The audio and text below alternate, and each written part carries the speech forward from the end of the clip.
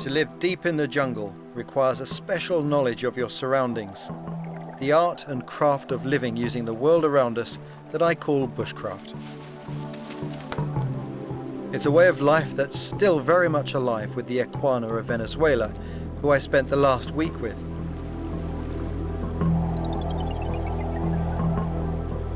But bushcraft also gives us the skills to travel through unspoilt places like this and to sense the jungle in all its vastness.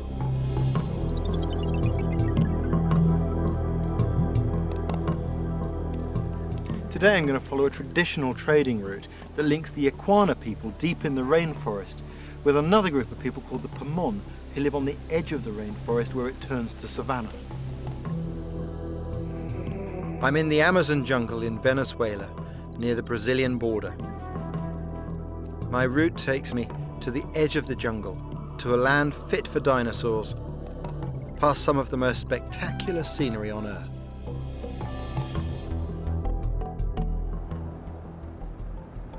Today's program celebrates journeys through this incredible environment, from the earliest explorers drawn by the natural history of the jungle to lovers separated by the greatest river on Earth. My journey is a personal journey. Trekking through the jungle is a fabulous experience. It reduces life to its important elements. But when you walk out towards the edge of the jungle, in many ways you're travelling through time. A snapshot, if you like, of all the forces working on bushcraft.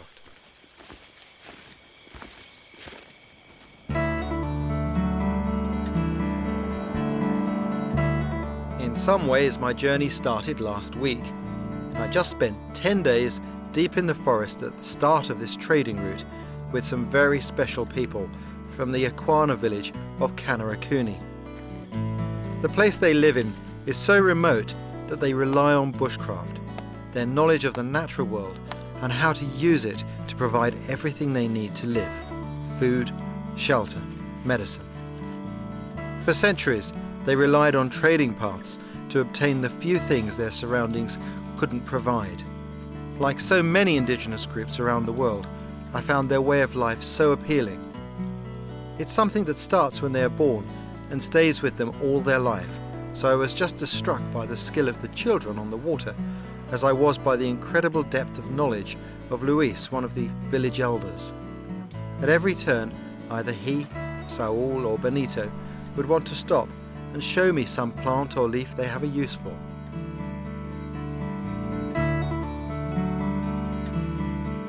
It was wonderful to be able to spend time with them, as it meant I could appreciate not just their skills and knowledge, but I could learn a little about them as people. Despite the huge language barrier, we developed a great understanding, and they've given me memories that I will cherish for the rest of my life.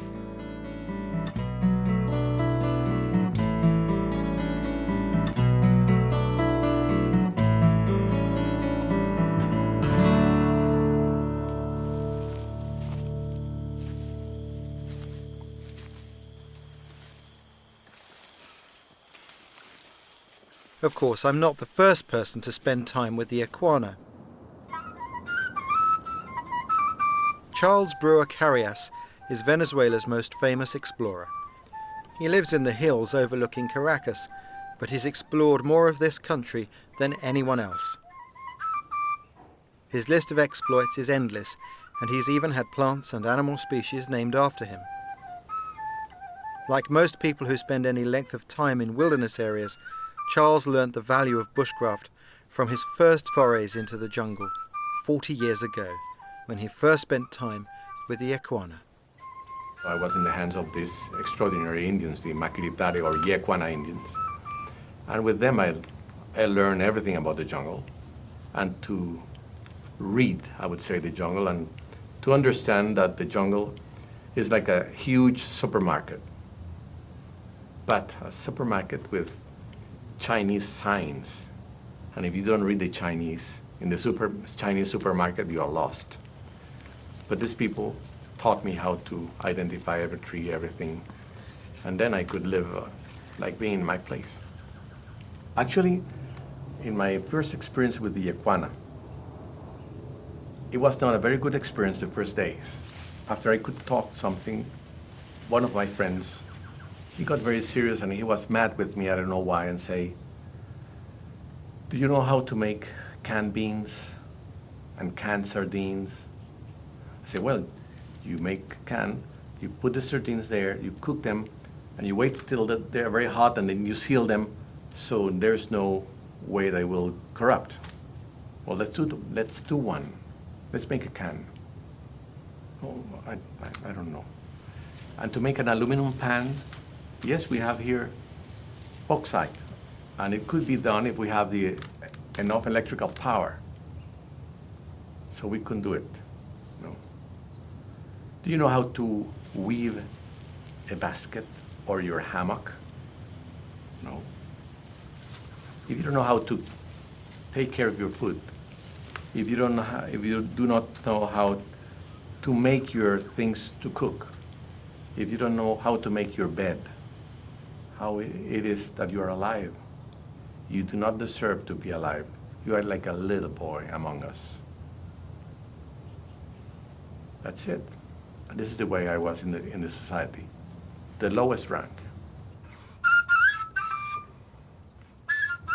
But I started to learn everything to be considered a soto, a person.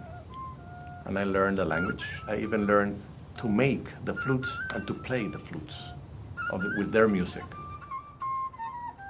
The most rewarding thing is one of the Indians, the same one, and he say, "You know, Charles, you are almost a man now. You are almost a soto. I would consider you my brother." That was an incredible situation. I could well understand how Charles felt. Bushcraft can bring many such experiences, and the more you put in, the more you get out. But it's a world that's changing, and the first sign of the times is that this route is no longer in use. The weeks of walking have given way to boats and even planes. I only had time to follow a part of the route, but there's little to match the feeling of travelling through jungle. One of the fundamental rules of a jungle journey is to stop well before dark, to give yourself time to get sorted. Well, it's time to set up camp again. It's a familiar routine. Quite enjoy it really. Found a couple of trees the right distance apart, and I'm clearing away the undergrowth so that there's nothing that can crawl up into my little world within my mosquito net. I always like to clear the leaves a little bit in case there are any scorpions or any other biting things hiding there. I'm quite lucky on this occasion because here there's a lot of dead wood which has been good firewood, so that's helpful. Normally you have to go off searching for it, but on this occasion it's here already waiting for me. Perfect.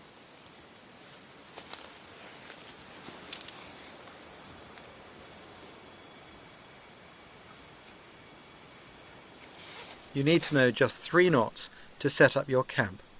All of them quick release knots.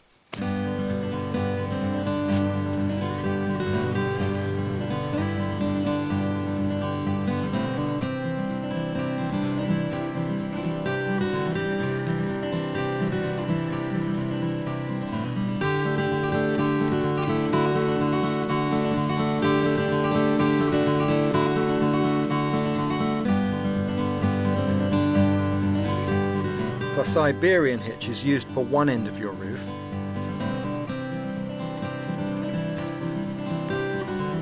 The knot at the other end provides tension. The last thing I need is the roof bowing when it rains and acting as a huge basin to tip water onto me. The adjustable knots on the edge make everything flat and taut.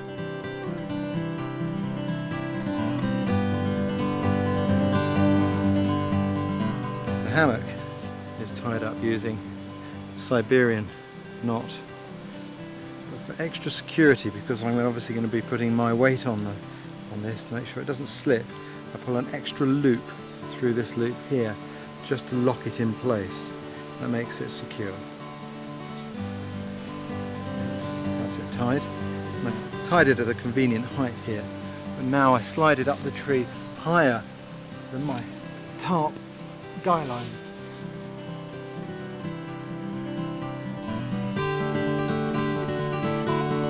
Of course, I've been tying these knots for so long that they're second nature to me.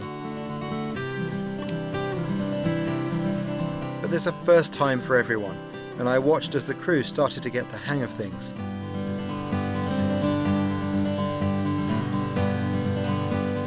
One of the great things about any journey is that it gives everyone a chance to learn.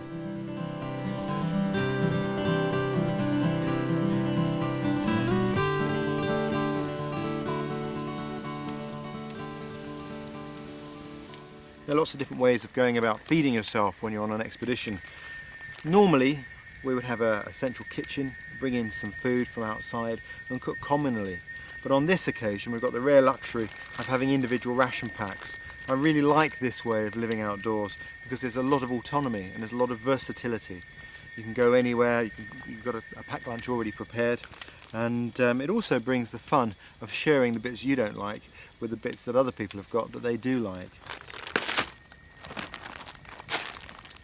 It's just one of the things you need to consider when you're planning any sort of trip. It's common sense, really. But there are lots of ways of doing things wrongly.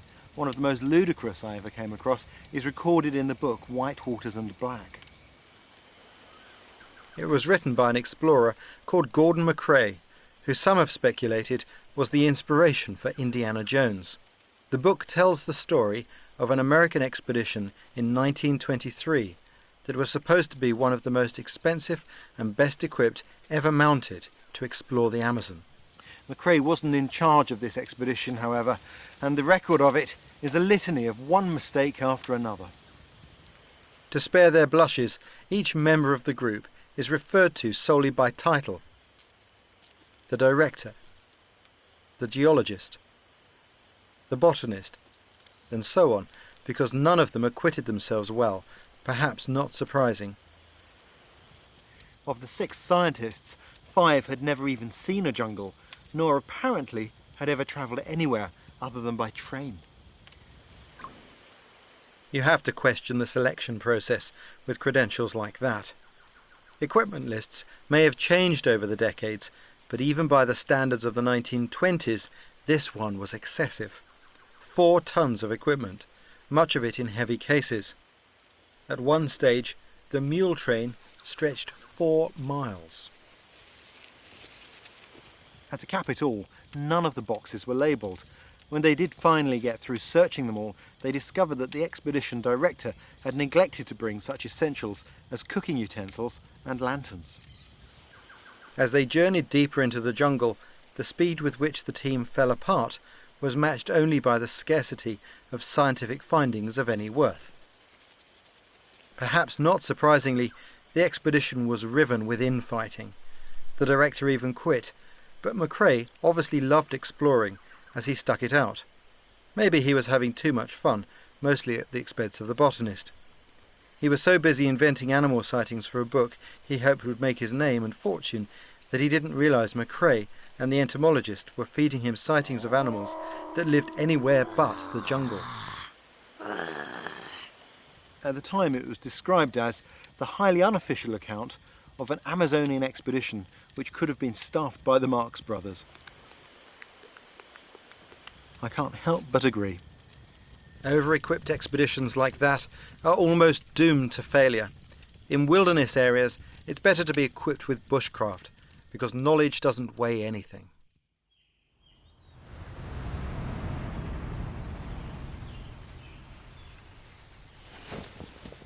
The way I pack my camp away is actually more important than the way I pitch it, because I want everything to be in the order that I want to find it, so that if at the end of the day, when I come to set up again, I'm tired or it's dark or it's raining, I don't want any tangles. I want to be able to put my camp up straight away. It's important to get into a clear, straightforward routine when you're living in remote areas. You never know what the day will hold. I always stuff my hammock into a dry bag. That way, even if the sky's open, I know I'll have a dry place to sleep at the end of the day.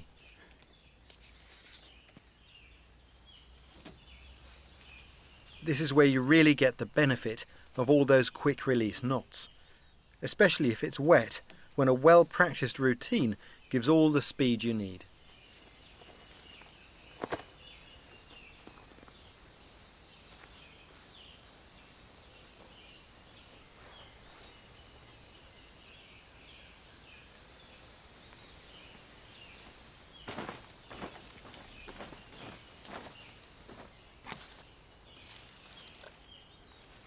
Hanging the rope like this makes sure that you don't end up with a bird's nest of tangled lines when you come to put your camp up.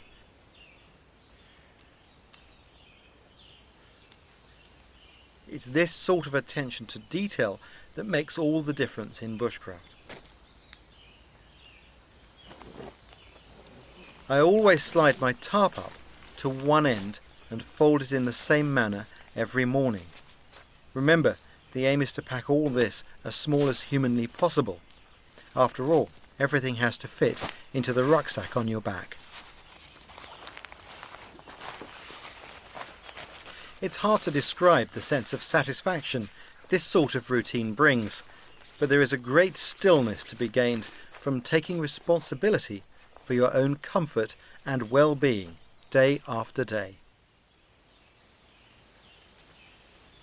Leaving one end of the roofline tied to the tree is just one of my little tricks that makes it easier to roll up the tarp and safer as you're not kneeling on the ground.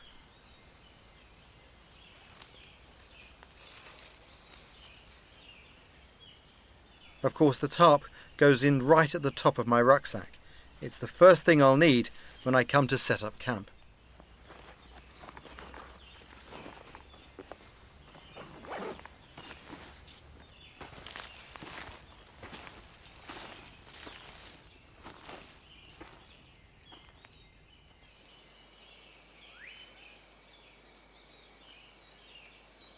After you've been in the rainforest for a couple of weeks, the routine of life takes over and you start to notice the details of the world around you.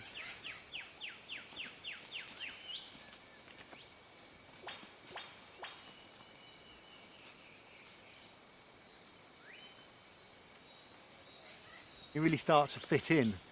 But I have heard tell of tourists who come here who don't even take their boots off for up to 2 weeks because they're so afraid of the forest. That's sad. Because it's the natural world of the jungle that's acted as a magnet to many of us over the centuries. In the Victorian age, there was a flood of scientists as travel to such far-flung destinations became a possibility.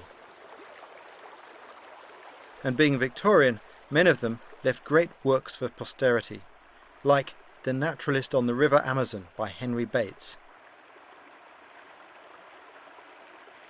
Bates is perhaps best known for his theory on mimicry. Observing butterflies, he noticed that harmless species would mimic the colour of poisonous ones to avoid being eaten by predators. But I like his book because he is so obviously smitten with the jungle.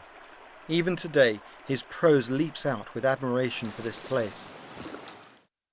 In these tropical forests, each plant and tree seems to be striving to outvie its fellow, struggling upwards towards light and air, branch and leaf and stem regardless of its neighbour. Charles Darwin described it as the best book of natural history travels ever written, and you don't get much higher praise than that. Bates describes jungles as being places of permanent summer, where growth has gone mad, and it's the survival of the fittest. But he found beauty in this dog-eat-dog world. It's especially the enjoyment of life, manifested by individual existences, which compensates for the destruction and pain caused by the inevitable competition. And he's right. There is something destructive and beautiful in the way jungles grow.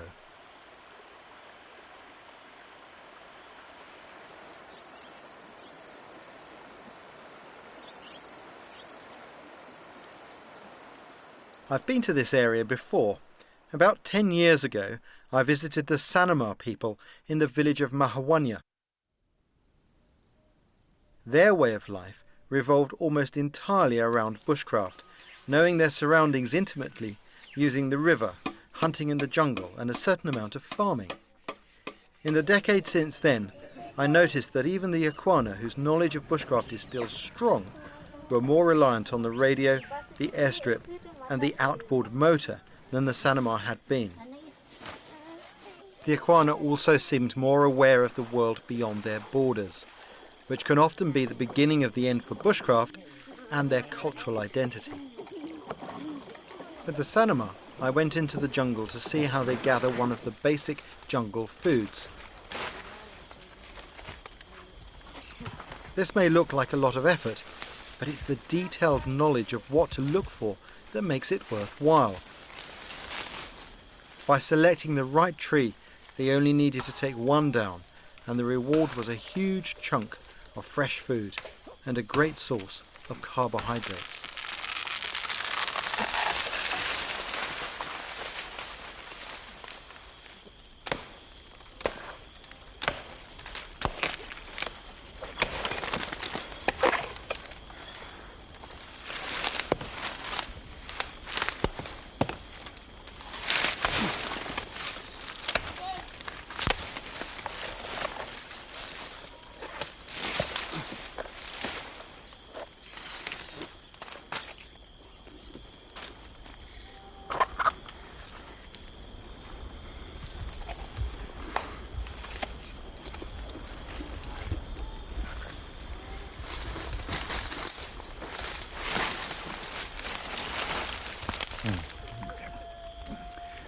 This is what all that work's all been about. This is the heart of palm, and it's one of the best of the tropical survival foods. Very reliable. If I can taste a bit of that. Really crisp. Delicious. People say it's like a wild cabbage, but I don't think it tastes like that. It tastes like nothing else that I know. But it's quite delicious. Wonderful. I'm going to pinch a bit more.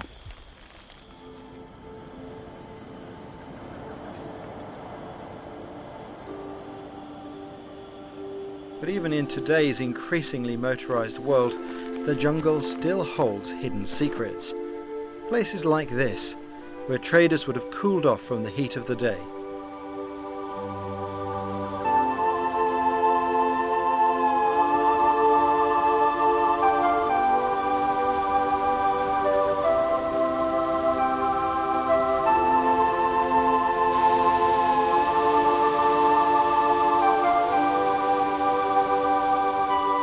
When I travel through the jungle, I only ever carry 2 sets of clothes. One dry for the evening, the other, well, it really doesn't matter what happens to your day clothes. They get wet from sweat anyway. It's immensely liberating to live with such limited options, and it really gives you freedom to enjoy places like this to their full.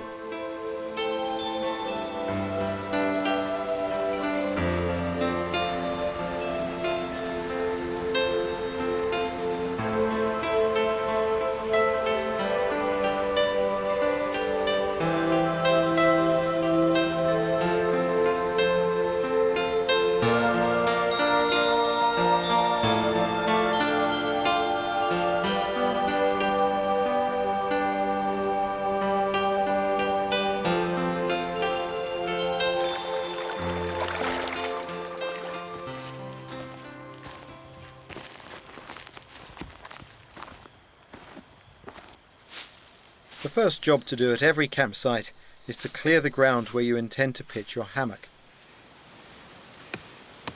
Might look quite destructive, all the clearing, but actually it's a very small area. In a forest like this, things grow back incredibly fast.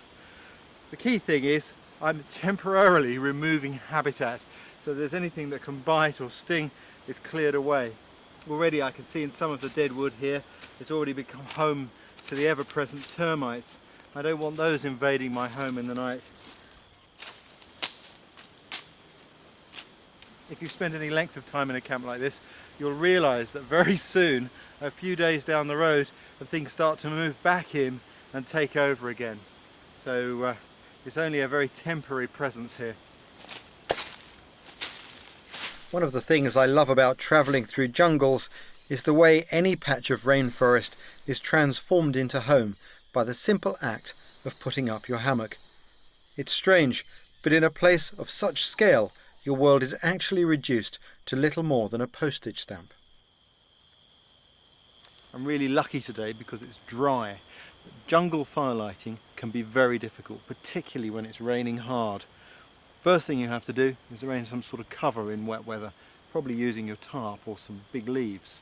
But then there are a couple of other useful tips, and the first is to feather wood like the locals do.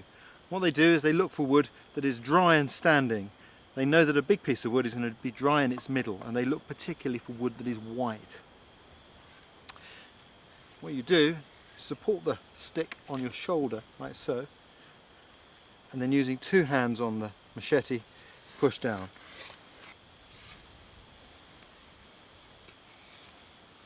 And when you've got a good number of feathers curled off the stick, you can then just chop them off. And there's your kindling to begin with.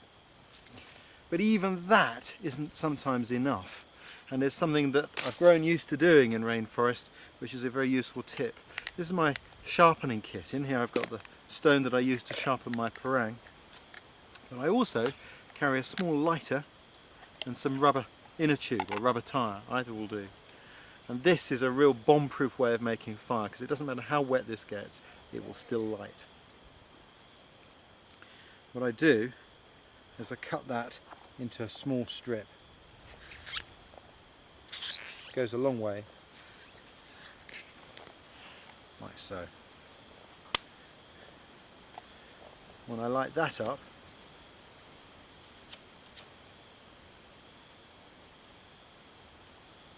away it goes.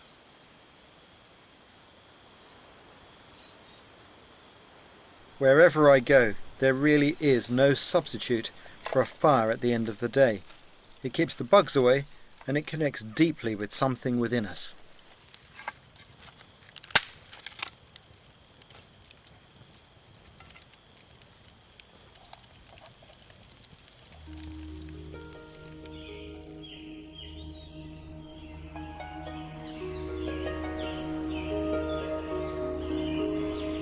The next day the forest began to peter out, and the jungle stretched into the savannah as I reached a valley of massive, distinctive mountains known as tepui.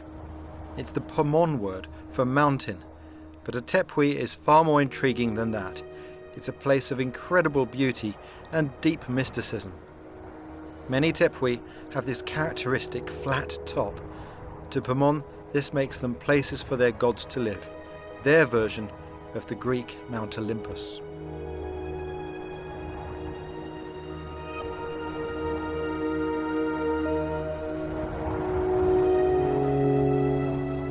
Another common myth among many of the people of this area is that the tepui are the remains of the tree of life, the base of the trunk which was left when it fell, creating the jungle with its leaves and the rivers with its branches. Staring at them, I could understand how these myths grew up. Tepui are made of some of the oldest rocks on Earth, billions of years old. In fact, they're so old that there are no fossils to be found in them. They come from a time before life was evident on Earth. Some are huge. You could fit a city the size of London on the biggest, and they tower over their surroundings, rising almost 2 kilometers straight up. They are a mysterious ancient landscape, cut off from the rest of the world, making them a unique habitat. Standing here, it's easy to see how they were the inspiration for Conan Doyle's Lost World.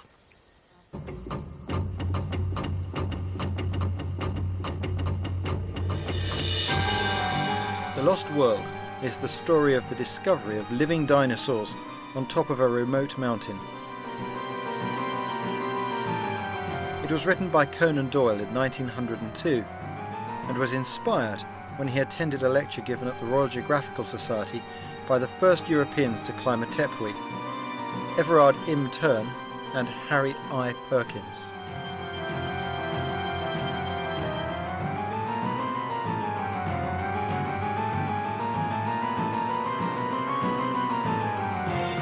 Conan Doyle's imagination was sparked by their observations of this strange and remote prehistoric world. And it was no surprise that he populated this lost world with dinosaurs. In the Victorian era, it was a fashion of dinosaurs. So places so isolated, you were trying to find living dinosaurs. And the real fact is that they are still living there. The plants that you can find there, they are evolving from the Cretaceous. So to Conan Doyle or to M. Thurn, it would be very easy to find or to discover some kind of dinosaur. And still, there are people who swear that they have seen dinosaurs.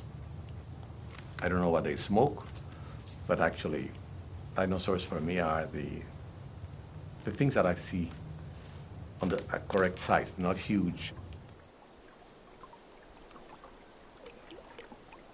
But in the tepuis, in some places, you can be like God, because you create. You are the first person in one of these mountains, and many of these places and mountains are absolutely unexplored still. And when you are on top of the mountain, you say, let it be this Drosera. And this little carnivorous plant is a new species. And no one ever seen that plant. And you give it to the world. There you are. And you send to some specialist and say, name this. So you are creating things that never existed.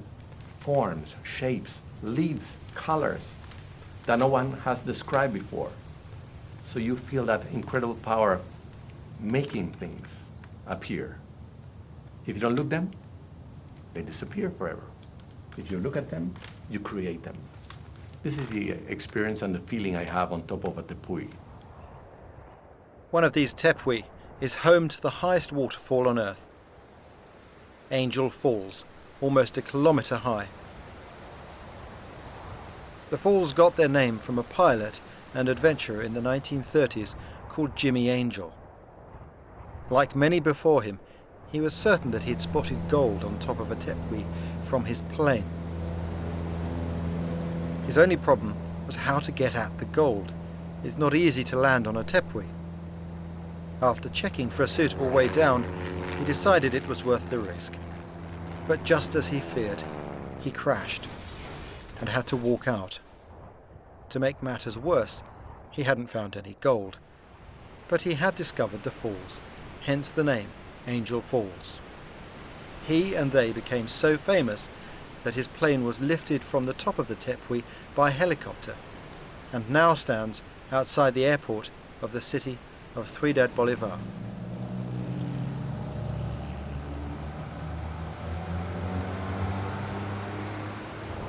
By now I was well into my journey, enjoying the routine and savouring the feeling of being out on the trail.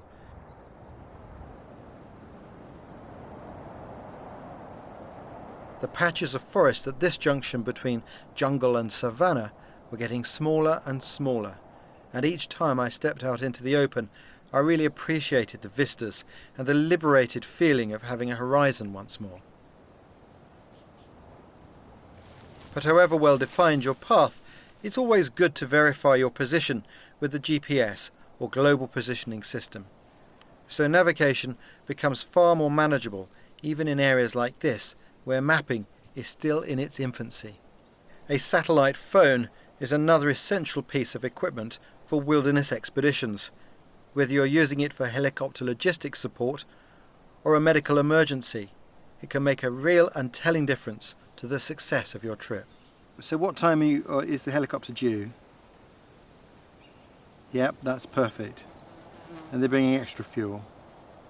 Yep, that's great. Brilliant, yep. Catch you tomorrow. Take care. Bye.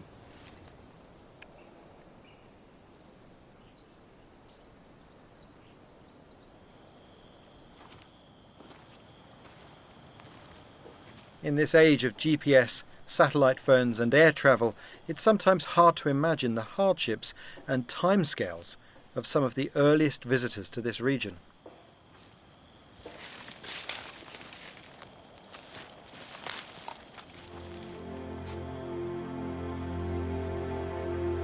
Perhaps the most moving illustration of this is the tale of Isabella Godin and her husband, who were separated at opposite ends of the Amazon during the early 18th century.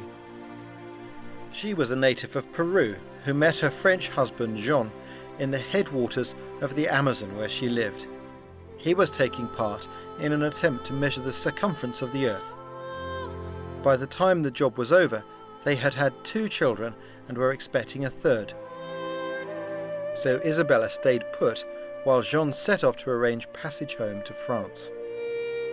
He wouldn't see his wife again for 20 years. Isabella had to endure heartbreak and uncertainty as her children died of disease, and she waited anxiously for news of her husband. For over a decade, Jean struggled to find a way back to his wife and family. I can scarcely imagine how she must have felt when over 10 years after Jean had left, Isabella heard rumours that a boat had finally been sent upriver to collect her. Were the rumours true? And if so, in which of the many rivers that formed the headwaters of the Amazon was it waiting? Even today, mapping of the Amazon is sketchy at best, but in the 1760s, she wouldn't have had a clue where she was. Nonetheless, Isabella wasn't going to let her chance pass, and so she set out on the arduous journey with a small group of family and friends. Any journey through jungle is difficult, but travelling to an uncertain destination without even knowing whether your husband was alive must have been terrible. Incredibly, she did meet up with the boat, but her troubles were far from over. Arriving at a village destroyed by smallpox, her crew deserted, but she had made it this far and wasn't about to turn back. Remember, it's now 16 years since she last saw her husband, and she'd lost 3 children. She cobbled together a crew from the last survivors of the village and the remains of her own party, and set off downriver in an old battered canoe. River travel is always hazardous. There are submerged logs, rocks and treacherous currents, and they were hardly the best crew. Progress was difficult to say the least, and her supplies would have been running low. At times, she must have wondered why she had ever set out on such an epic journey.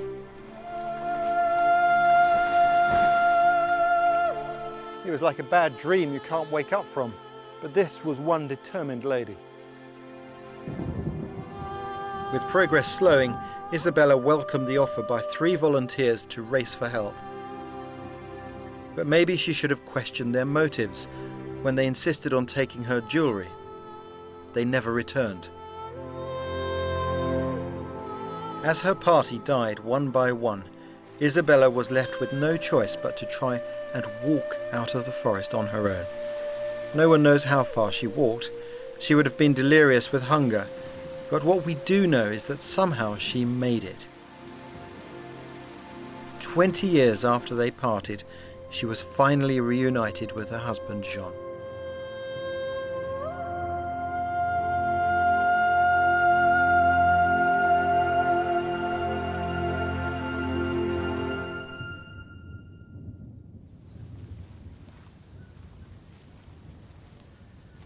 As I neared my destination, I was coming across more signs of the village up ahead. The Pomon often burn an area of savanna to encourage new growth. The young shoots attract animals that make hunting easier.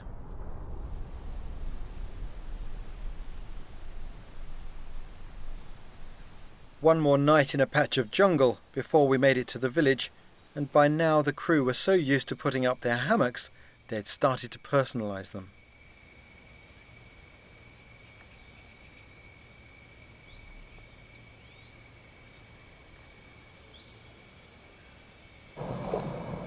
But even when you're near the end of your journey, it's important to keep to established routines like washing and take every opportunity to replenish your water supplies. The jungle may be beautiful, but the humidity can sap your strength and leave you seriously dehydrated.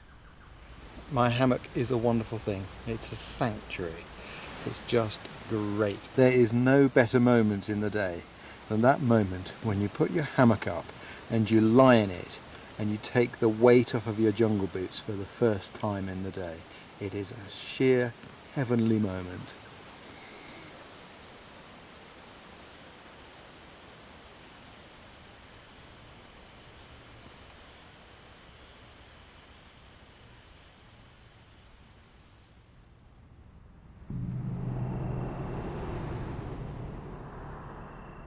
Shortly after daybreak, we arrived at the Pomon village of Unek, perched at the border of jungle and savanna, and one of the most beautiful places I've ever been. It's a timeless setting, but only a few hours from the nearest town by boat or by foot, so the Pomon people live a life that is heavily influenced by the modern world. There's no running water. The washing and drinking water all comes from the river. But they are so close to the modern world, they have a village video camera. So we gave some tapes to Ricardo, the teacher in the village, to make a video for us of their routine. We have a duty to maintain the indigenous traditions which have been disappearing for some years. So thank you very much for this opportunity.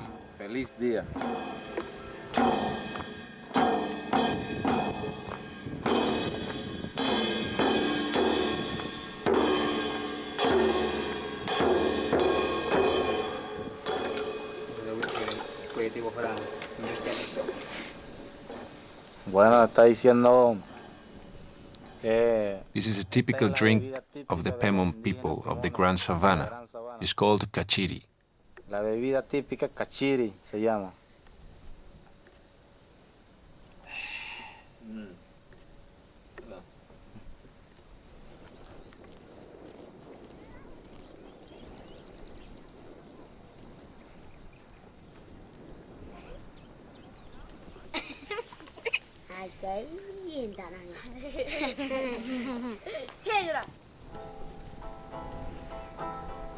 Yo nací en la sabana y a amarla yo aprendí.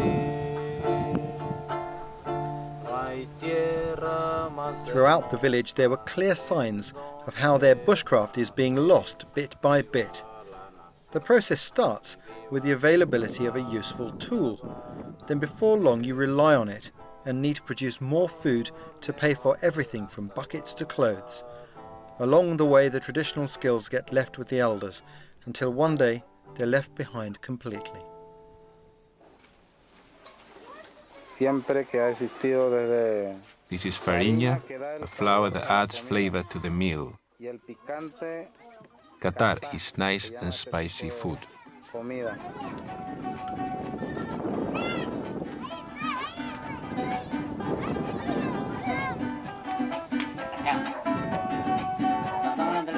There are villages like this all over the world, so close to modern amenities the traditions are being replaced one by one. UNEC is a beautiful place, and the people who live here work so well together that maybe they can keep what is best from their own past and absorb only the good from the outside world. As we filmed with them, there was a great spirit in the village, and I really hope they manage to keep what's special about their way of life, because this is an incredible place, and for me it's the many and varied cultures and ways of life all over our world that make it such a fabulous world.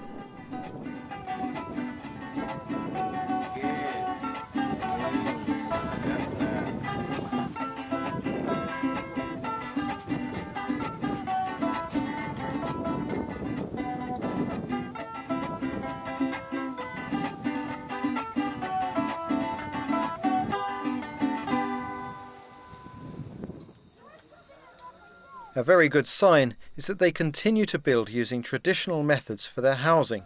Their homes perfectly illustrate the place the Pemon occupy at the boundary of jungle and savanna. The roof and structure are made from wood and palm leaves cut from the jungle. The walls are finished with earth from the savanna. It's one of the places the Pemon bushcraft endures.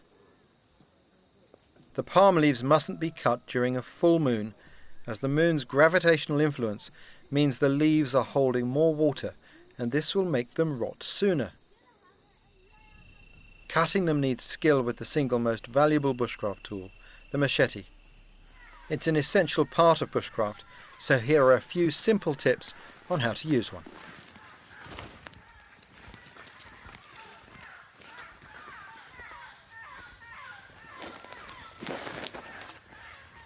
With the machete, it's in its sheath until you need it.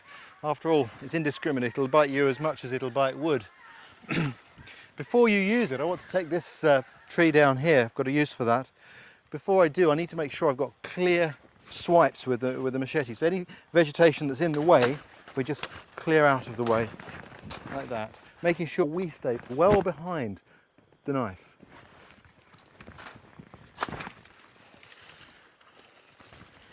One of the things that's unique about using machetes or parangs is the speed with which the cuts are made. So this is what I'm after. It only takes a few cuts to go through. It's perfect to show some of the ways of cutting with a machete.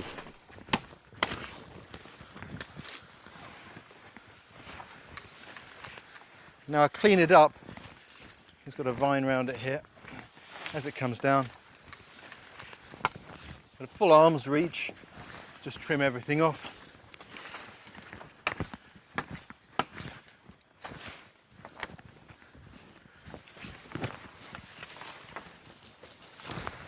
And once I get down to where the branch is no longer thick enough for my intended purpose, then I'll truncate it. And I'll do that with just one slash at about 30 degrees.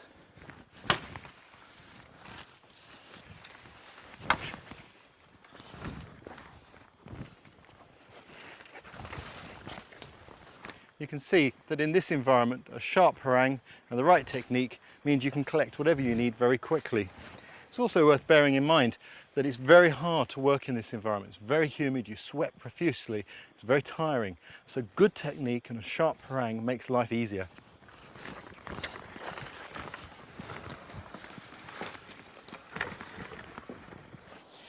Every cut we make with this tool has to be planned. We have to know what we're doing. And we need, wherever possible, to cut with the grain to our advantage. So we don't cut at 90 degrees to the grain, but at an angle to it. A good example of that is how we make a point on a stick. Let's imagine I want to make a stake here with a point on the end. I could cut it through and then sharpen it like a pencil, but I don't need to with this tool. What I do is I'm going to cut about that angle there. I'm obviously completely behind the tool, and there's a good bit of wrist action in this cut. Like so. 1, I turn the stick, 2, 3, and we're almost through, 4. There we go. So we cut it through and end up with a point all in one go. I can further trim that and tidy it in the same manner with a confident action. But you see I've moved my hand further up the parang to give a little bit more fine control. Like so. If I want to flatten the top, then I'd normally lie down onto a branch or a root like this, and good firm blows.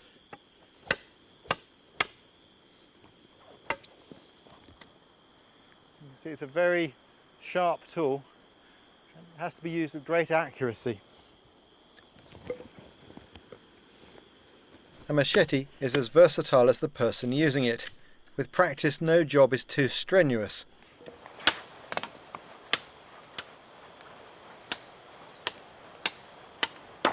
A good machete is a real bushcraft friend.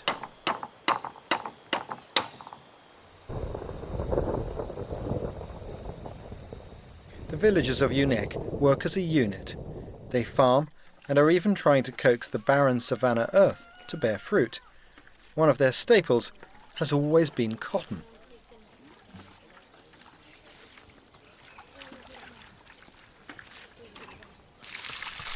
So it was great to meet one of the village elders who told us how she learnt the traditional way to spin it.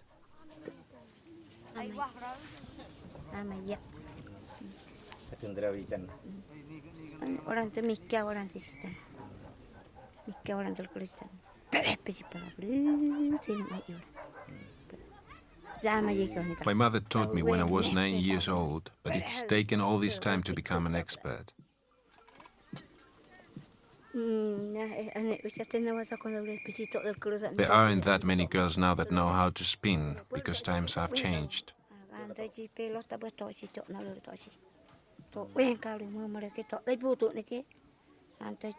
Years ago, we didn't have schools, and so people spent more time in their homes, which is when my mother taught me all these things.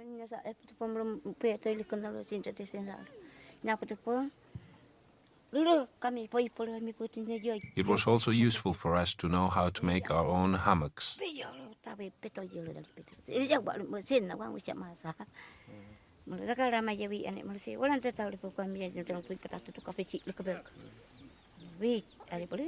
I don't speak any Pamon, but I could have listened to her all day.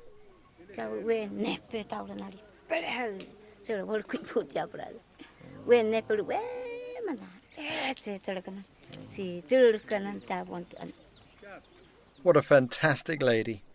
We may not speak Pomon, but there is one universal language that's understood everywhere. Football is not my thing, but for the crew it was an opportunity to join in that they couldn't resist. Mind you, it did seem to become the geriatrics taking on a youth team, and I'm not sure that's in the rulebook. The children of the village spend every spare minute on this pitch, and who can blame them? It's a perfect setting.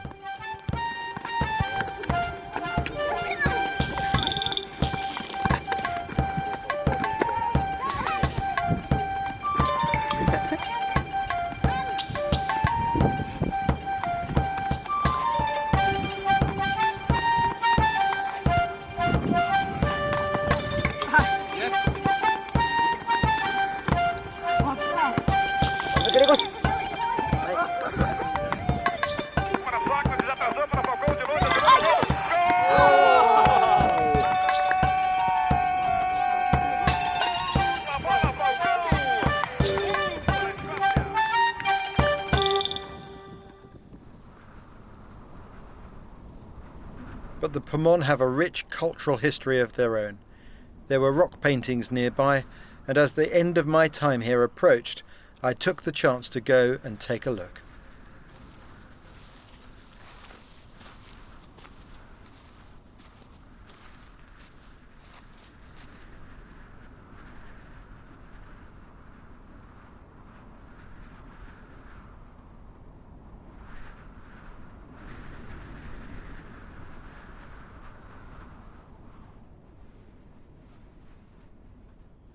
I'm fascinated by rock art and ancient symbols. These haven't been studied yet in any great detail, but they remind me of similar paintings made in red ochre in Australia on the other side of the world. The Pomon have only been here a few centuries, so these paintings may not be the most ancient I've ever seen. They would still have been done before the Pomon had any contact with the outside world, and ancient superstitions still surround them. What stories do you remember associated with this place? Sí. Bueno, el profesor era, bueno, uno de muchacho. Years ago, there was a scientist who had heard about the pictograms but didn't believe what he'd heard. So one day he decided to come over and check if they were really here. And he saw it was true, and there were some pictures. So he studied the pictures and copied them and spent several hours here. Then he returned to his village. But when he tried to go to bed, he couldn't sleep.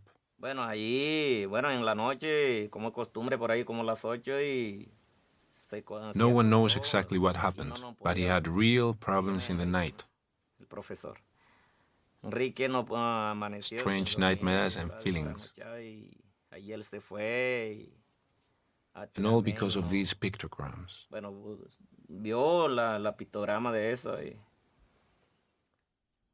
It may sound far-fetched to our modern world, but I could understand what he meant.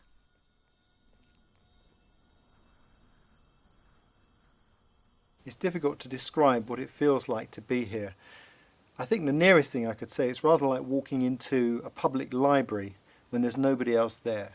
There's an energy left by the people. There are signs when you learn to recognise them, like the ground that's been scorched by fire, that says many people have sat here, trod here, been here. You can almost hear echoes of the conversations coming from the walls themselves. Places like this are very special. I'm very lucky because I've been able to travel to many parts of the world where traditional people have told me of places like this and explained what happens in them. One thing you can say for certain is that when you get rock art, you've come to a place where people spend a lot of time. And just having a look around here, I found this area here where the sand is very grey. And sand changes to this grey colour, like that, when you have a lot of fires here. In fact, there's still signs of the occasional fire, some charcoal here. And then poking around in it, I've already found interesting things. I've got some stone here that shows evidence of being worked by people. There's a little blade there that's been struck off of a core by somebody. Probably very old, the edges are quite rounded.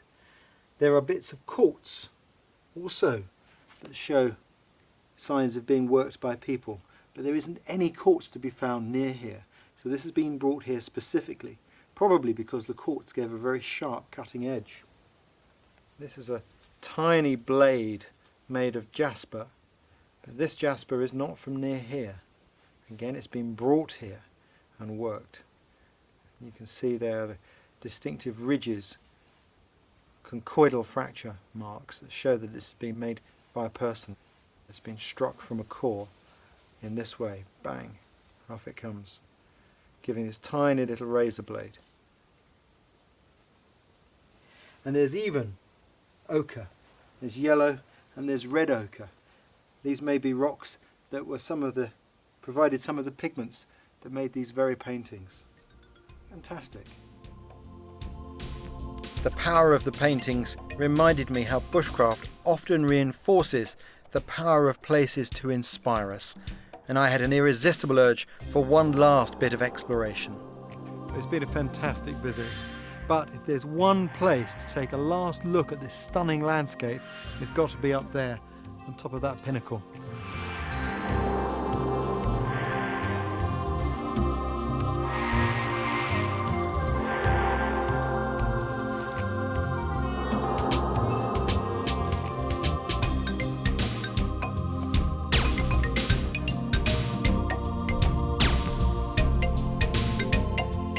Incredible view. I'm not even on the top yet, and the landscape, it just stretches on as far as the eye can see, and already the forest has taken on that look of broccoli, but I can still hear the sounds inside it. But that is another world. This is a separate place, and I really think that Conan Doyle was close to the mark when he said this was a lost world. Maybe not lost, just not yet discovered.